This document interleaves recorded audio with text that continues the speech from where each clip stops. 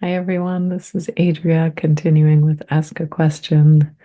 Okay, this question came in response to the video about feeling unwell from solar light. I haven't been feeling unwell or nausea or sick, but I have developed a lot of hip pain and worsening or other existing symptoms. This is despite trying to create my own reality of a healthy body, which we are told we are able to do now, i.e., create whatever we want in our lives. My question is, are these new worsening conditions also due to the solar effects?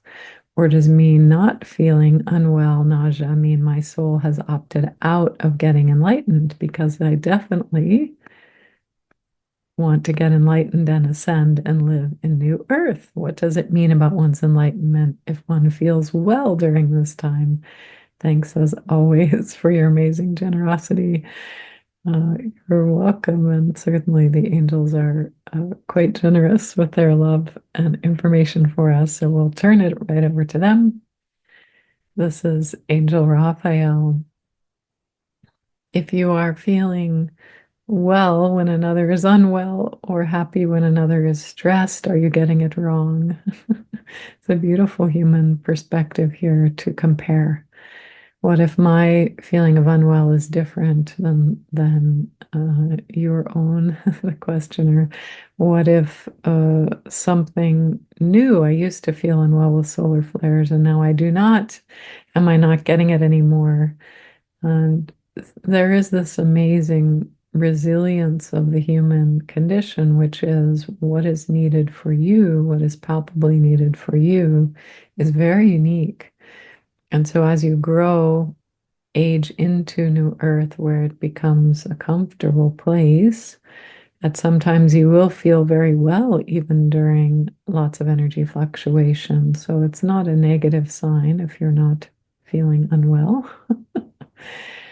And yes, for some it is sleep deprivation or nausea. For others, very, very different types of symptoms, grumpiness or um, tiredness, sloughing off a lot in various ways, skin conditions and otherwise.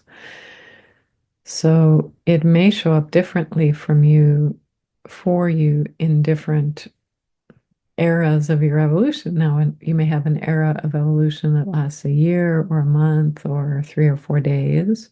So you might think, oh, I got this. I know how solar light is going to affect me. And then it's very different the next round. That is a healthy sign of your evolution, that it's changing for you. Because as your physiology improves to get ready for all of New Earth's ways of being, the worsening effect is often the clearing of the old and the building of the new. So when you think of pregnant woman, human woman, nausea is often a sign of new growth. And when you look at purging, there's been a poison and there's some sort of purging effect through violent action through the stomach upset or the other direction or through skin tone and so on. Sometimes the solar light is purging out what is old or unwarranted or unhealthy. And sometimes you are literally queasy with the birth of your new self, growing into other ways of being. So, in terms of hip and back and other effects, it would be difficult for us to give a general answer here, which we like to do in these videos because for some of you, a hip pain might be I sat too long or need to adjust the spine in some way or stretch.